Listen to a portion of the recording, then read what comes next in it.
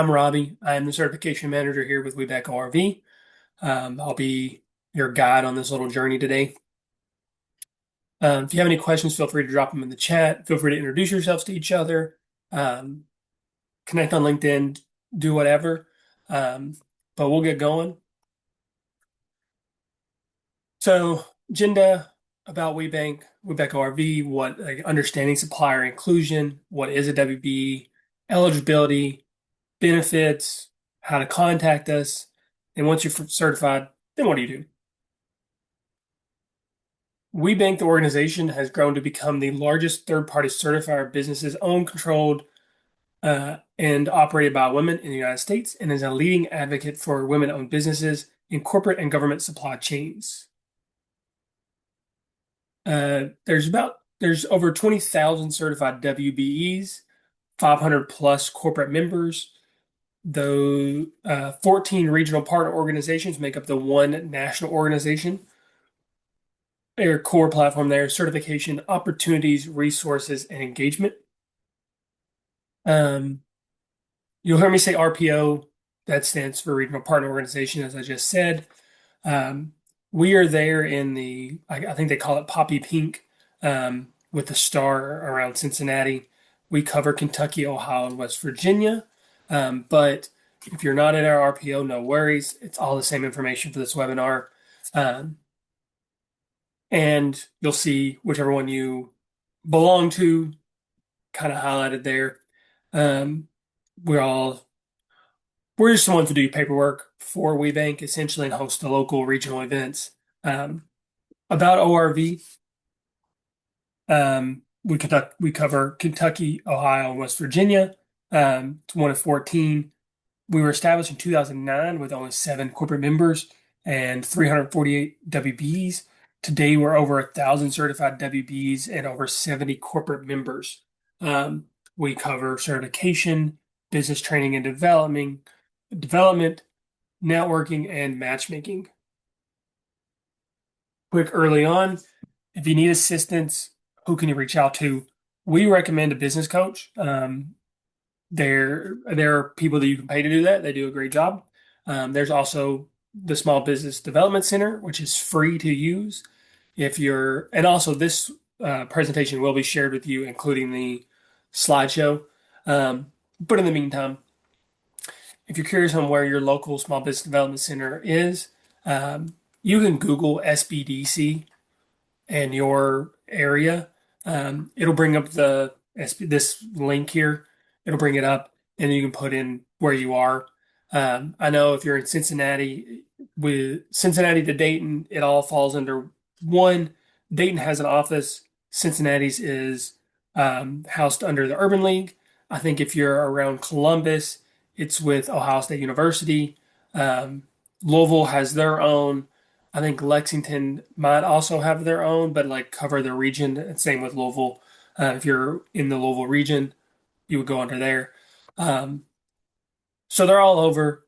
You can go in person or I'm sure meet them online. What is supplier diversity? Um, Business practices that ensure that goods and services derive from a diverse supplier base. Does not guarantee contracts, just provides an equal opportunity to compete. Many corporates and government agencies set annual spend goals to create diverse supply chains. We are the largest national certifier of women-owned businesses. Some organizations may require you to be WeBank certified. Um, I know in like a few years ago, the government part of like the $1 trillion budget, 5% was not set aside, but designated for diverse suppliers. When you think of it, 5% is not a lot, but when you think of $2 trillion, 5% is a lot of money. They never hit that goal. Just there wasn't enough, I guess, effort put in by some people. But there are goals out there, and a lot of corporates still have those goals because they know it breeds competitiveness and gets them a good product. So they still have those goals. Every organization and state is different when it comes to supplier diversity. Make sure you're checking out who you're trying to do business with to see who they recognize. Some may require you to be state certified. Some, most, our lot are good with WeBank. Um, when you're certified in any RPO, you are certified throughout the nation. We're nationally recognized. Again, like I said earlier, we're just kind of the ones doing the paperwork and holding the regional stuff, but you're still part of WeBank when you are part of WeBank. WeBank stands for Women's Business Enterprise National Council. WeBank is Women's Business Enterprise Council, Ohio River Valley.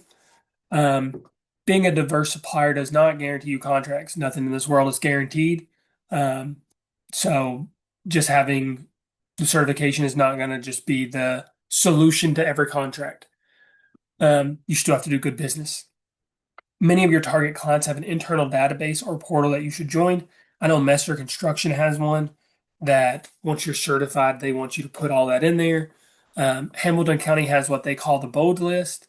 And whenever you are certified, you upload your certificate and you get a little asterisk saying you're a diverse supplier as well as a small business. Um, you just kind of have, again, check who you're trying to go after, see if they have a portal that you need to enter yourself into. Um, that's your best way of kind of becoming a supplier for them. Being a WB is one of many ways to be a diverse business. You can be minority owned, you can be LGBT plus owned, you can be veteran owned. Like there are many different ways. Disability in is another one. There are many different ways to be a diverse business.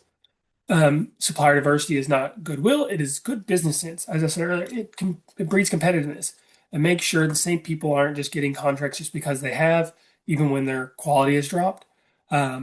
This helps with that is you have your opportunity to kind of put your best foot forward and be the difference. You yourself can have supplier diversity goals. That if you're looking to get t-shirts for your staff or you're building a new building, um, feeding staff, anything in between, you can search in WeBank, say, hey, I want to make sure that I'm always supporting people like me.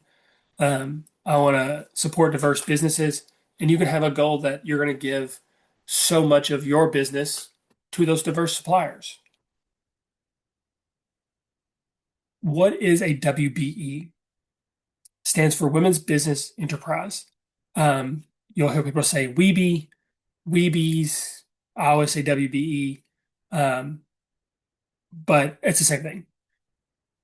WeBank certifies, validates that your business is at least 51% owned, operated, controlled, and managed by a female or females, um, commonly referred to as, again, WeBe, WBE. It's referring to the business, not the individual, but you are certified by WeBank when you refer to yourself as that.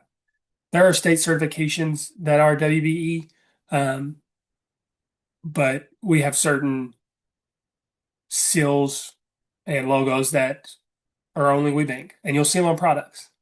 And I'll hit on that in a second. What is the certificate or the eligibility? You have to be a for-profit independent business. We don't do nonprofits. There's a lot of legality that goes into it, and we are none lawyers. 54% owned, operated, and controlled by women or women. That can be groups of women. Just the majority of ownership has to be made up by women. U.S. citizen and legal permanent resident, uh, and the female owner or another woman does not have to be the owner, has to hold the highest office. They do not have to be the highest paid. That I think is a misconception. Um, but and it doesn't have to be the same person. It could be your owner could be taking no salary while you have a CEO that's female that is, according to your bylaws, the highest title, taking a higher salary. Or you have a man that's president. As long as the female has a higher title, um, we don't care about pay. The female has to be the highest titled. That is regardless of anything. If you want I see a lot of people do like these chief fund officers and all of that. If that is your official title, make sure you put chief fund officer in your bylaws as, and if that's the highest person and that's you as the owner, put that as the highest title. Don't just leave it as CEO and then identify yourself as the chief fund officer when there's no like legal backing to that.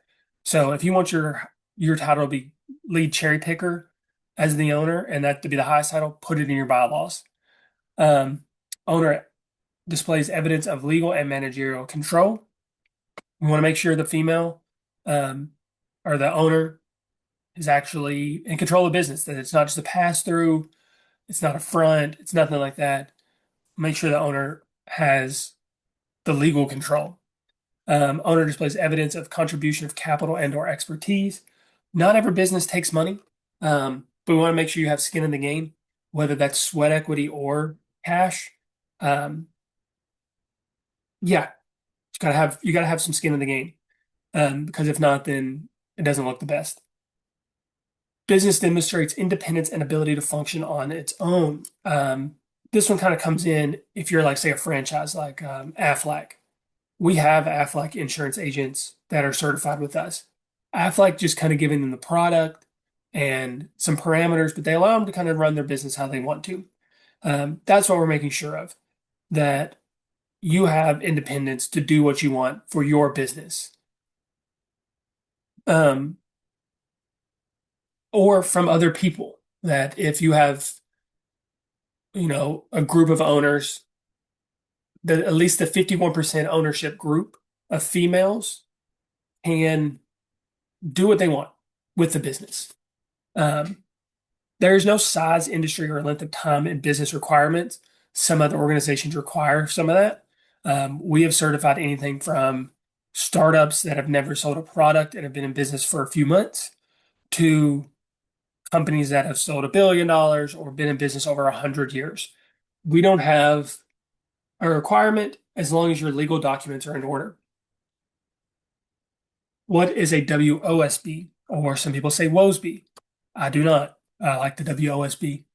Um, we are a third party certifier through the SBA Small Business Administration um, to offer this. It's focused around government contracting in a nutshell. It's um, if you want to do business with the government, they're going to ask, are you woman owned certified? Are you woman owned small business? Um, there's two ways to get certified. You can add it to your application at no extra cost. I think it's like one of the first questions of, do you want to be considered for WSB certification? If you think there's a chance you want to do business with the government, click yes. I can always take it off. If you say I'm never going to do business with the government, or anybody that's doing business with the government, and you maybe be a tier two vendor to them, you don't need it. So you can add it to us, or you can apply through the SBA. If you click yes with us, it's going to populate a few extra questions towards the end of your application with a few extra documents. Um, that way, we can make sure we ask everything that they need. But most of the stuff that they're going to ask, we already asked for it. So that's why it makes it a little easier. You can also apply through the SBA. Their timing is kind of all over the place. When the government shut down last year, not a single thing got done because they are government funded. That what makes we were still operating, so we were still be able to process the WSB. So they got a backlog. We never did. If you applied for but have not received your UEI, that is a unique entity identifier from SAM.gov, complete the application, provide a screenshot in the PDF. Then when it comes time for me to process the WSB, I will ask, hey, has that been done yet? Can you share that with me? It's WOSB certification eligibility. You got to meet this WBE certification. That's where a bulk of the questions are anyway. Meet an approved NAICS code and SBA size standard. If you're unsure of what that is, I do not know what NAICS stands for. I think it's like North American something code system. I don't know. Um, anyway, you can Google NAICS, SBA NAICS codes, size standard, or whatever, and there's a PDF. It's like 500 pages long.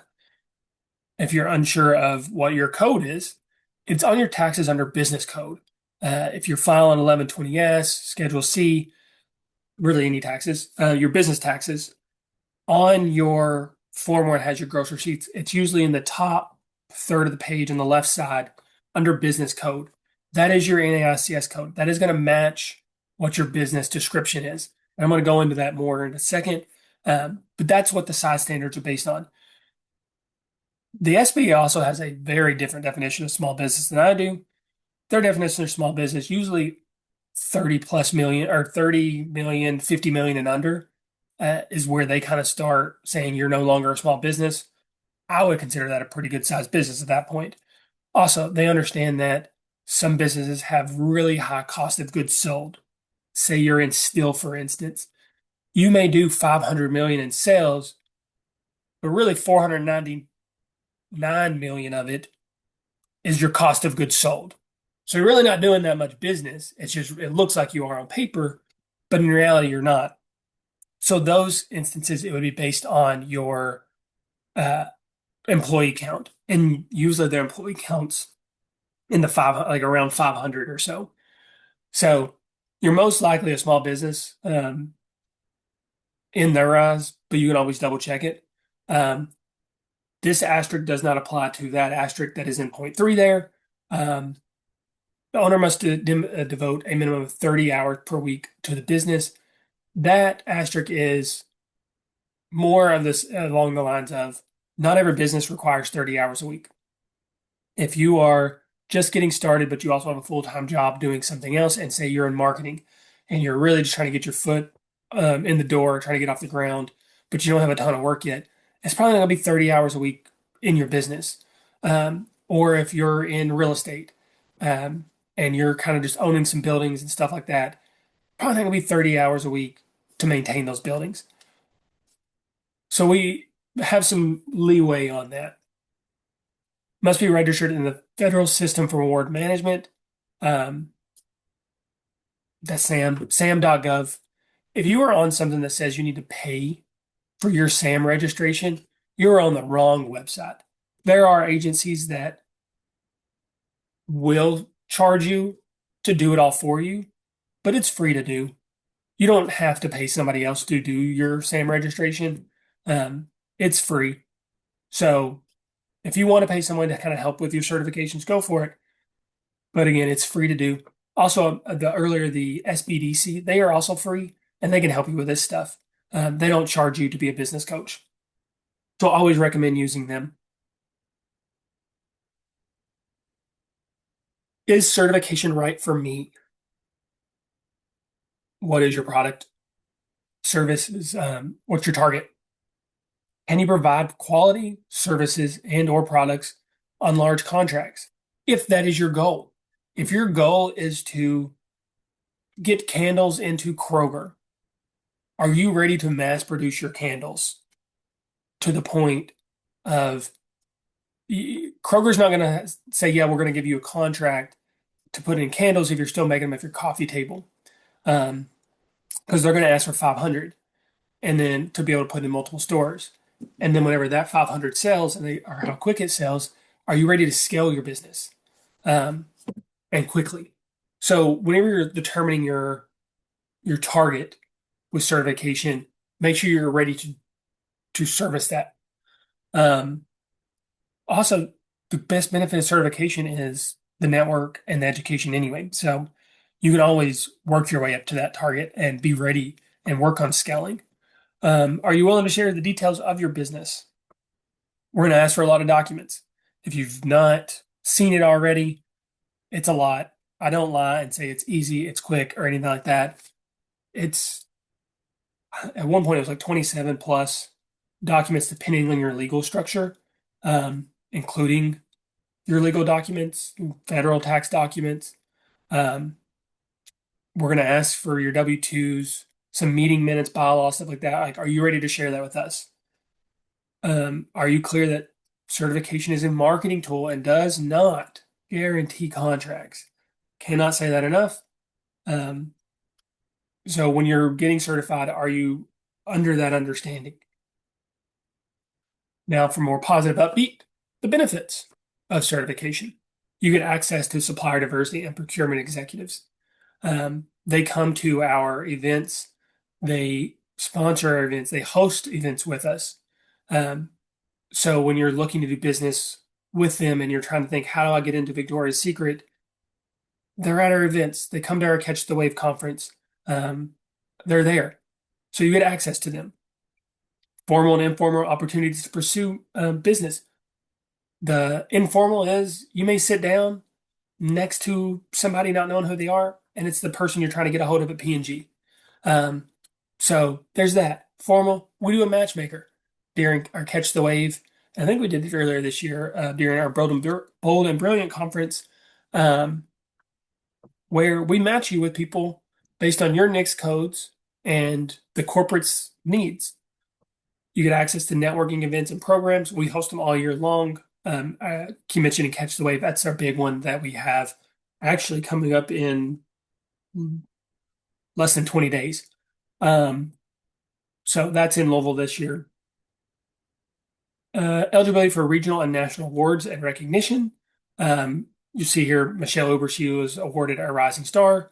This past year, when our Catch the Wave was in Cleveland, she is out and about. She is putting in the hours to not only grow her business, but also like grow her own network.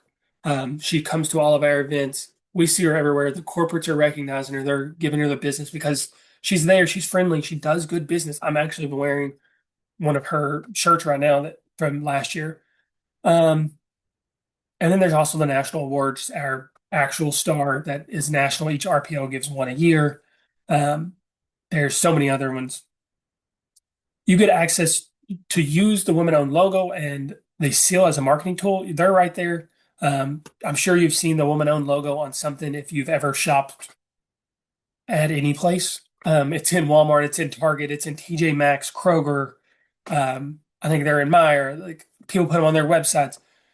If you've ever seen a buzz ball at the grocery store, on the back of them, um, they have the logo. Like they are everywhere. I know in my neighborhood, every so often I will see a buzz ball along the side of the road, and it's on there.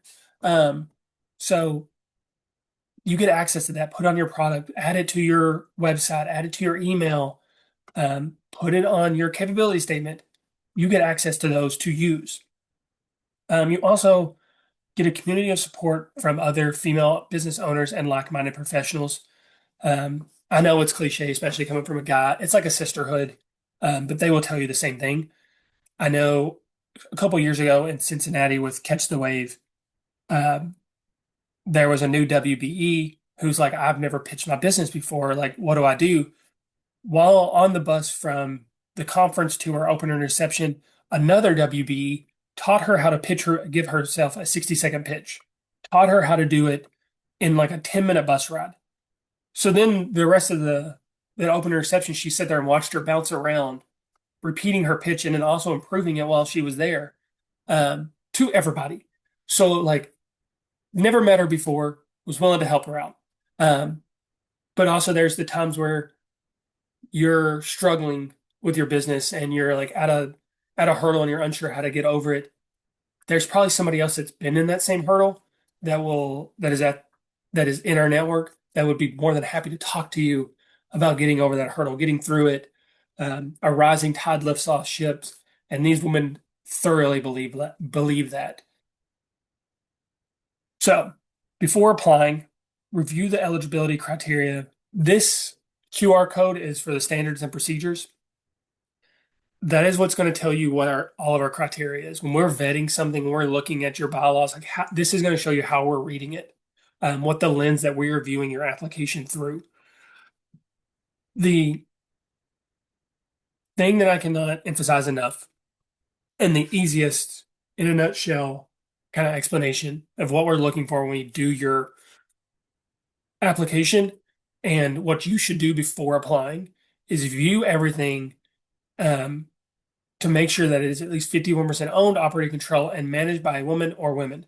There's no way um, that the women do not have unrestricted control.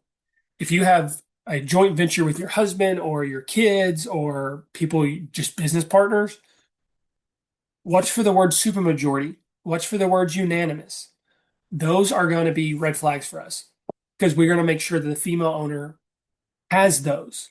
So if there is a unanimous clause to do business in day-to-day operations, and it's 51-49 between husband and wife, even though the husband may not be involved, that word unanimous is going to stop the woman from being able to do control, even though he's never probably went against her or anything like that.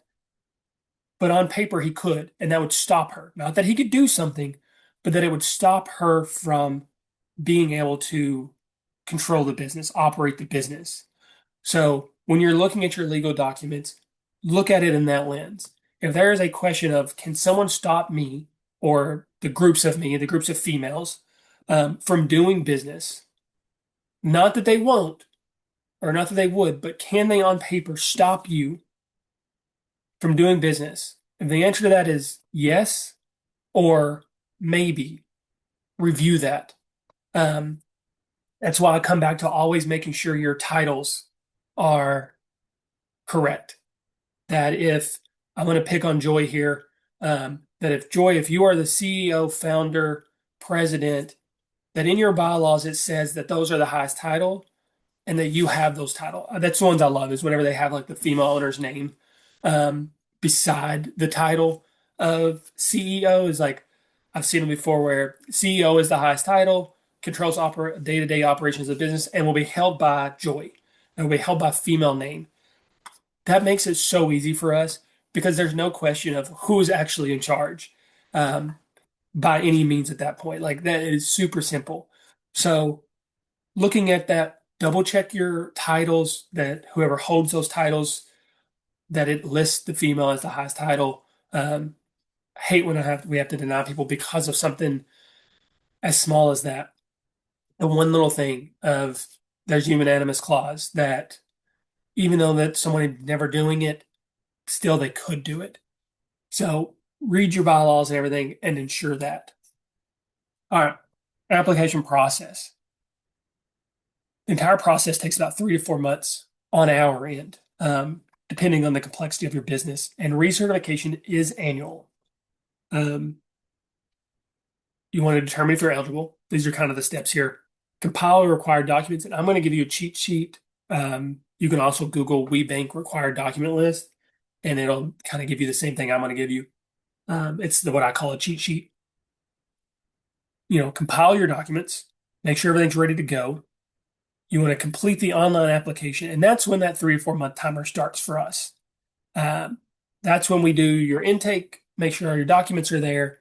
We do the staff review, where staff or app review, where we're combing through everything, making sure that it's in order. Then we have a committee review where volunteers review certain information.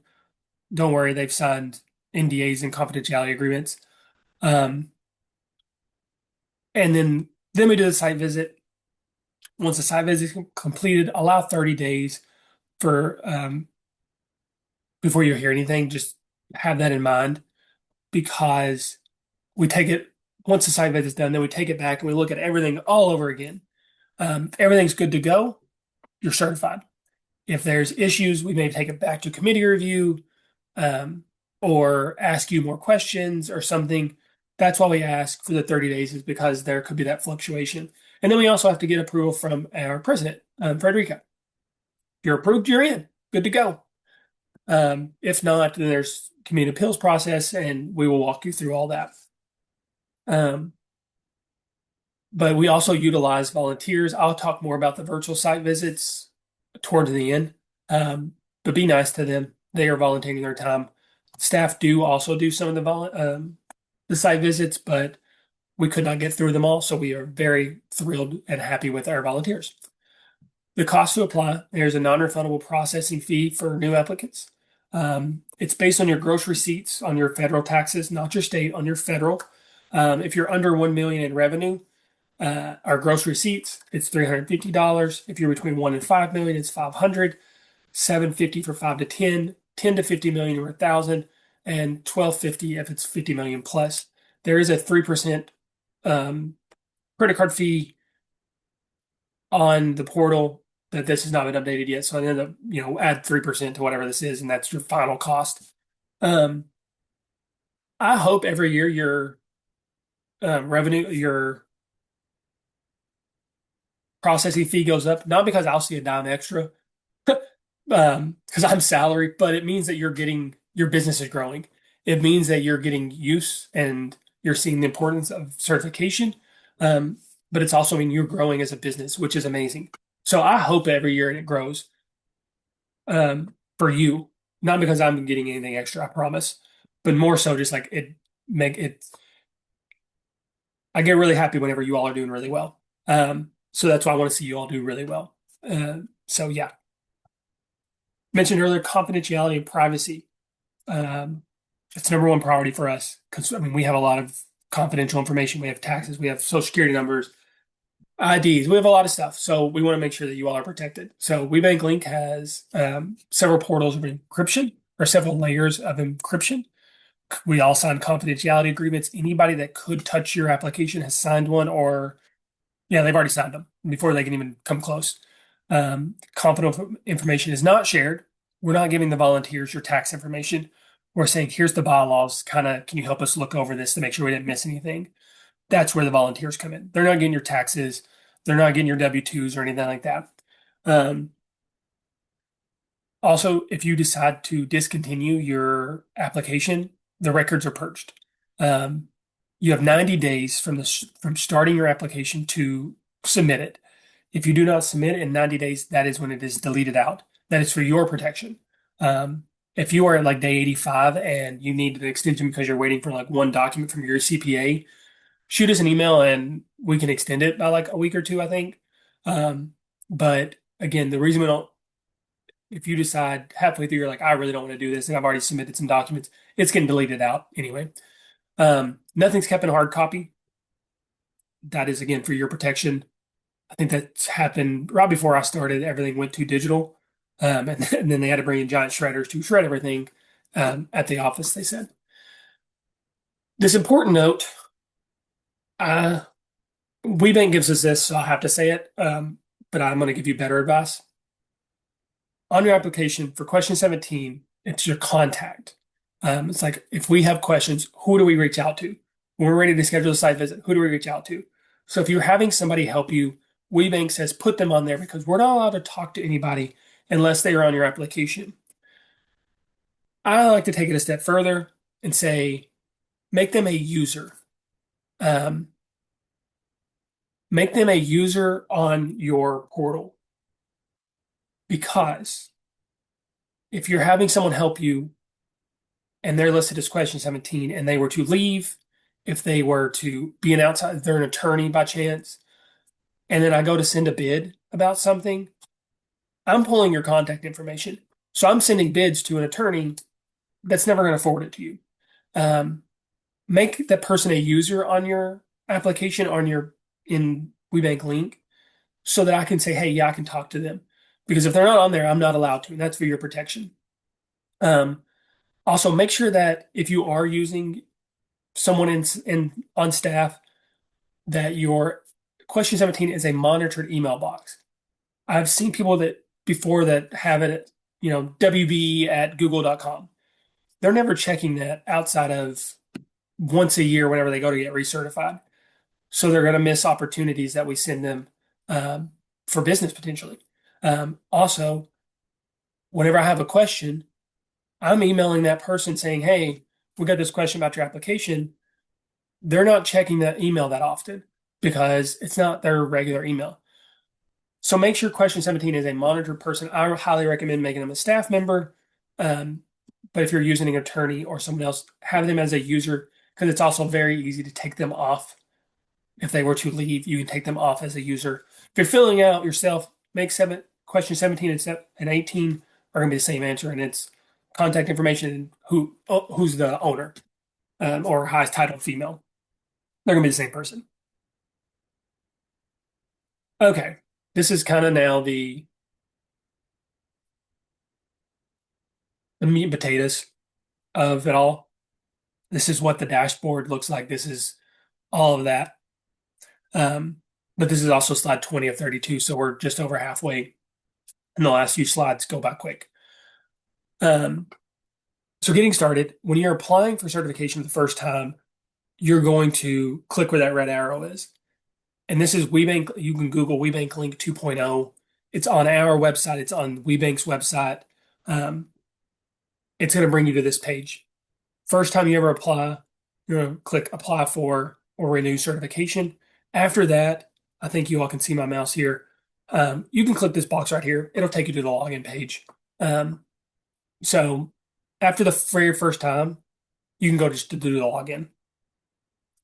This is a dashboard split in half. It's, I guess, repeated, or I guess it's once you click here, it's going to then look like this. I don't know what that line right there is. But when you're applying for certification, the first time you are going to click this manage/apply for certification button, and it's going to kind of bring up this page. After the first time, and after I think you have to answer like the first page of questions and save it. And if you don't, and then it will start like it'll allow you to go back in. If you don't get through the first page of questions, and it's more of like where are you located, what's your revenue range, that stuff. So it's really simple stuff. Then it's not going to save. You're going to have to keep redoing that first page. So once you get that first page, then this right here will show up if you come back. With that said, apply for manage. Then you get this. This little arrow should be here. Here's what the process is. Um, this also shows you like how far along in the application you are, like of how much you've done. Um, so once you click manage/apply for certification, you get in here, process. Then it's going to get you to here. This is all the questions. This is where everything is. Sections 1 through 6 are going to be a lot of filling in answers. Who's your business references? How many years have you been in business? Other names you've been known by, the business has been known by. How'd you hear about us? Equipment, everything in between. It's a lot of questions, but the good thing is, well, I'll tell you that in a second. The document list is the last thing. It's this. That's where it's going to be time consuming. I've been told it takes a few hours, especially on, mostly on new applications. It takes a couple of 3 hours to do. I highly recommend chunking it up into 30 minutes. After dinner, says if you're doing it during your workday, after lunch, before lunch, give yourself 30-minute windows to kind of chunk it up and make it easier and digestible. Because if you sit and take 2 hours to do it, it's going to feel very taxing. But speaking of the document list, this is my little cheat sheet that I always mention. You scan that QR code, it will take you to that cheat sheet. It's going to tell you kind of like there's a difference between mandatory and required documents. The mandatory is no matter what, you have to submit them. The required documents are if applicable. I always think those are two absolute words, but in WeBank's mind, there could be a caveat to one. But it's the legal, it goes through like, what do we mean when we say bylaws or operating agreement? What works as a balance sheet? All of that stuff. What is the eligibility? Like when we ask for, certain IDs, like what are acceptable? It goes through all that. Also, and I said I got, recertification is not nearly as hard. Um, a lot of people do it in 30 minutes or less after the first time. There's a button that you press of like copy application, copy previous application, and you click it and it just copies everything, and then you can go in and like change what you need to change. Um, but and then you just got to update some documents. I think it's like six or seven documents that you have to update each year, and two of them are, I can tell you what all of them are most likely, depending on your legal structure, I have to say. Sworn affidavit, user agreement, balance sheet, profit loss, um, most recent completed federal taxes, and then and then these are where the ones that depending on your legal structure, meeting minutes, W-2s, any change in your bylaws, stuff like that, are not required every year because you may not have any of that. If you're a startup and you're just an LLC, you're not going to have bylaws really, unless you're doing the WOSB. They require you to. Yeah, should also say that if you're applying for the WOSB and you do not have bylaws, WeBank doesn't care. The SBA does care. So you'll be fine through the WBE part of it. But when it comes to the WOSB, the, they go by federal rules, not state rules. So you would need an operating agreement or bylaws or something like that. Um, so just have that in mind that if you're going after the WOSB, you will need bylaws or an operating agreement, regardless of your legal structure. Um, yeah. Okay. I mentioned earlier the NAICS codes, and I still don't know what they mean. Um, Again, I said NICS codes. They're updated every year, or you're supposed to update them every year. So it's a business descriptor or whatever. If your primary code is marketing, consulting, you see 5.4. If you're unsure where to even start on what your NAICS code is, think of what industry you're in, and on the right there, it'll kind of tell you what group you're going to be in. Um, so if you're in retail trade, you're going to be, or your first two numbers are going to be 44 or 45. If you're in real estate, it's going to be 53. So as you see there, we've got marketing consulting services. They're in the professional, scientific, or technical services. The primary code is a more broad one that's going to catch a lot more things. But then the secondary codes are kind of some niche things that you can do, or more detailed things that you can do, like the advertising agencies or marketing research. What not to do is say you're in HVAC, and then your primary, obviously supports HVAC or plumbing and all that, and one of your secondaries is heating and air.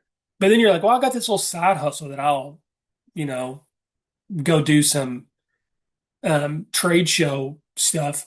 That's not part of your business. Um, that's not going to match up. So we are going to remove that one. Um, and I don't like removing them because it's extra work. So just make sure your descriptors match what you do. And you see down at the bottom, nixcodes.com/code dash search. If you're looking for your code, the SBA also puts out a PDF. I keep it on my dashboard or my desktop just because I'm looking at them. So it's out there. All right. If you're a brand new business, some of the documents can be tricky. Um, all governments, so give me more information than I need, is what I always say, because I would rather you give me something and me end up not needing it than me needing something and you've not given it to me and I have to go and ask you for it. That's going to slow everything down. So if you've got bylaws and if you've got amendments to them, give me every page of them, as updated as you can. If you have the contribution to capital, as I mentioned earlier, sometimes it's sweat equity. And the document's going to ask, hey, give me, what'd you put in? You can just, on a Word document, say, hey, it took me 40 hours or whatever to build the website, follow the paperwork, do this, that, whatever. I put in sweat equity. There wasn't really any money that had to go into the company. And just save that. Save everything as a PDF, by the way. And I'll tell you more on that in a minute. 3 years of federal tax returns. If you're a brand new business, you don't have 3 years. So what we ask is for every year nope, take that back. That was the old way.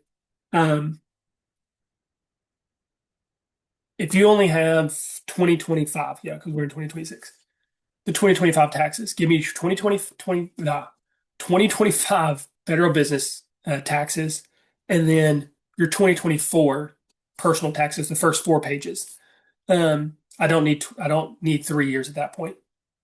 If you have none, if you just started your business in 2026, give me your 2025 personal business taxes. Again, the first 4 pages of that is good. So it's like whenever, give her however many pages or years of business taxes you have, and then at whatever the 3 year mark is, if you don't have, or whenever you have to submit your personal taxes, I don't need anything later. I only need 1 year of those. Balance sheet and profit loss. It's okay if it has a lot of zeros. I see it all the time. In fact, 74% of our businesses are under 5 million in revenue. So a lot of the businesses that we have are the smaller revenue. So you're not alone uh, in that. Don't I think like TurboTax has them.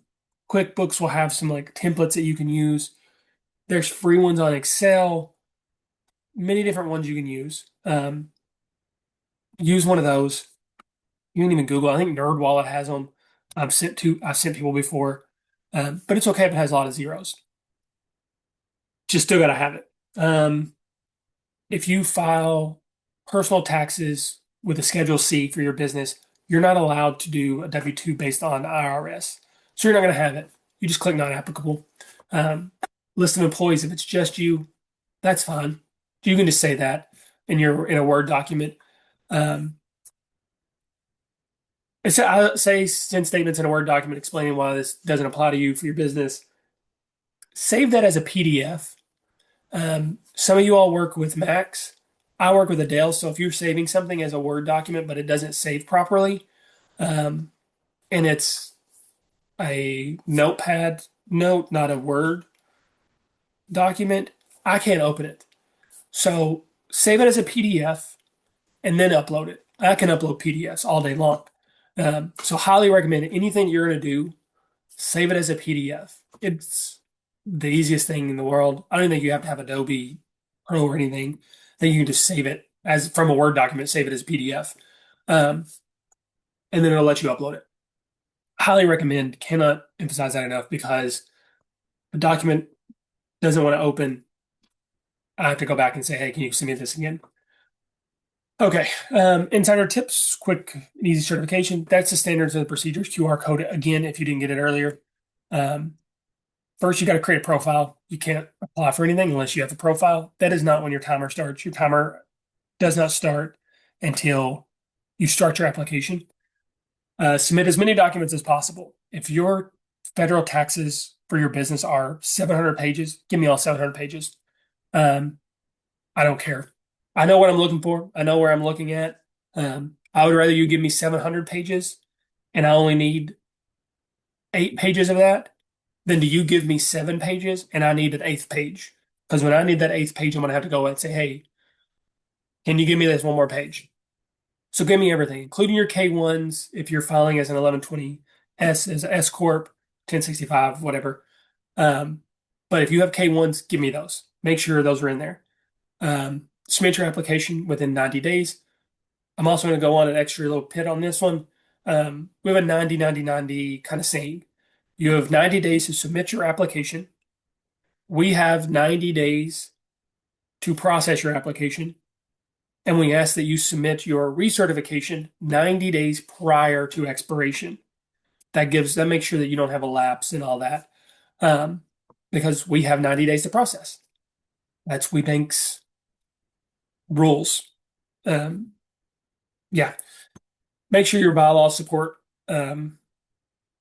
bylaws and agreements support female control.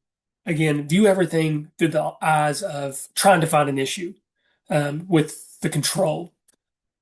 If there's not an issue with the control, you're going to be fine.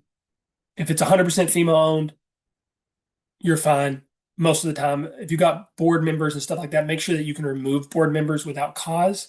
If the board is made up by mixed gender, make sure that either you have enough board members on there that are female, or that the female owner with her ownership shares or with a majority, however it's outlined, can remove board members to then essentially have female control. And I'm not saying that your 49% owner is not allowed to have any say so in the business at all. You should be um, talking with them about stuff, especially like, your day to day. But you, as the majority owner, should be allowed to do kind of whatever you want. Not saying you will, but on paper you should be able to. If you're filling this out if somebody else is filling it out for you, or you're filling it out for somebody else, make sure the female owner reviews everything before signing and submitting. We've had it before where somebody else was filling it out for an owner. We asked for a document. That other person was also our contact. They're saying, nope, no other documents, no other documents. We deny. We finally talked to the female owner and she goes, oh, yeah, here's this amendment. I don't know why they didn't submit it. So that brought them into compliance. So make sure the female owner is reviewing everything. Um, Pay the processing fee by credit card. That allows us to start processing immediately. If you pay by um, check, we have to wait for it to, you know, clear the bank and everything before we're allowed to start processing.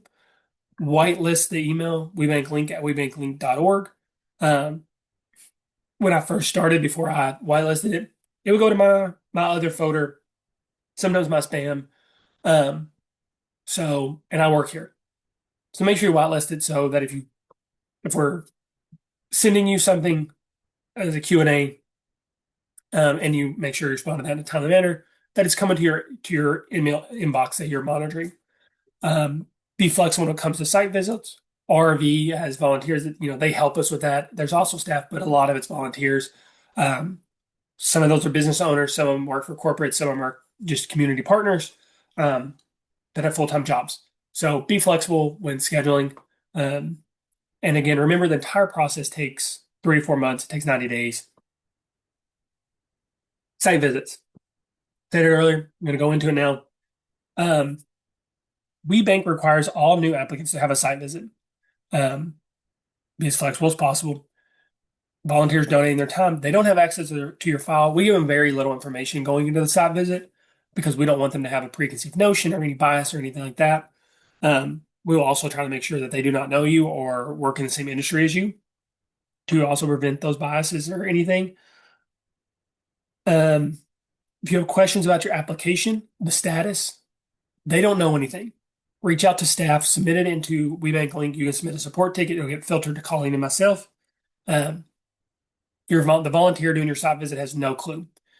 Site visits are virtual, except if you're in distribution, manufacturing, you share the space with another business that's not a WB, or if staff deems necessary. Also, we do them every 3 years, um, or a major change of ownership or a headquarter address change. So there's also that for your recertification as well. Um, we're always kind of monitoring to make sure nothing's changing. Um, if staff deems necessary, that is not necessarily a bad thing. Sometimes we think some of your businesses are really, really cool and we want to see them in person, or we need to train and we say, hey, can we come do it in person?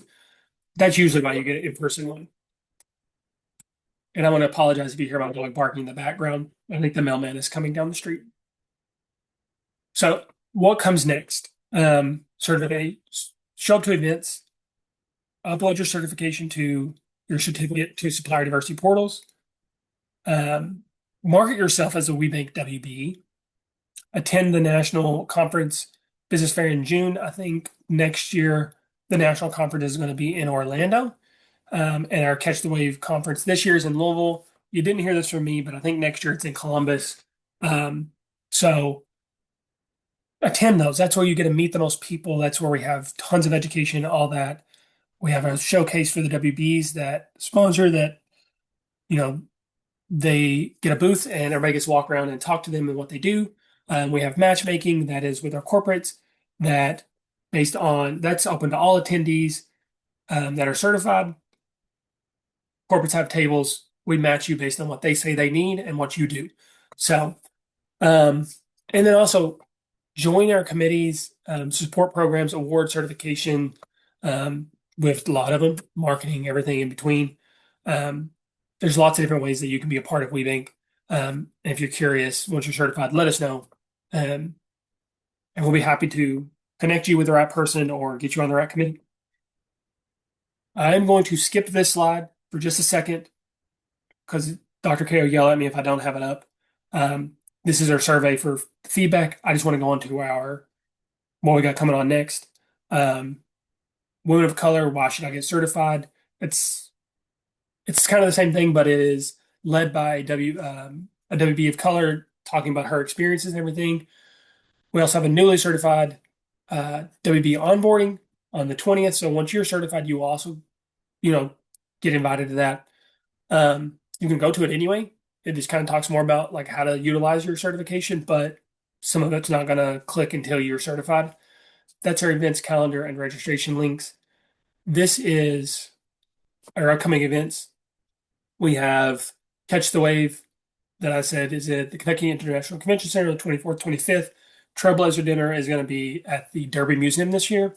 Really excited for that. We have our construction summit coming up on October 13th in Cincinnati.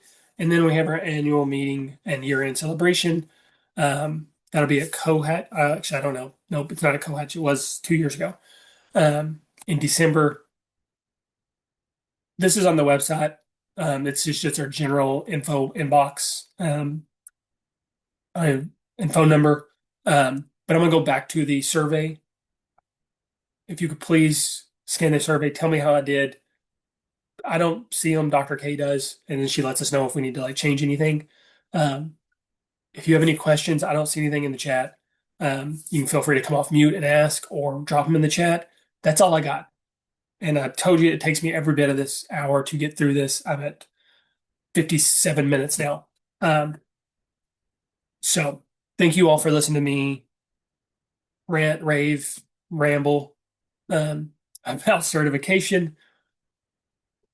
If you have any questions, again, my email is also on the our website. Connect with me on LinkedIn. I'm always posting something that we've got going on or resharing our WBs, what they've got going on. But thank you all so much and have a great rest of your day and have a good weekend.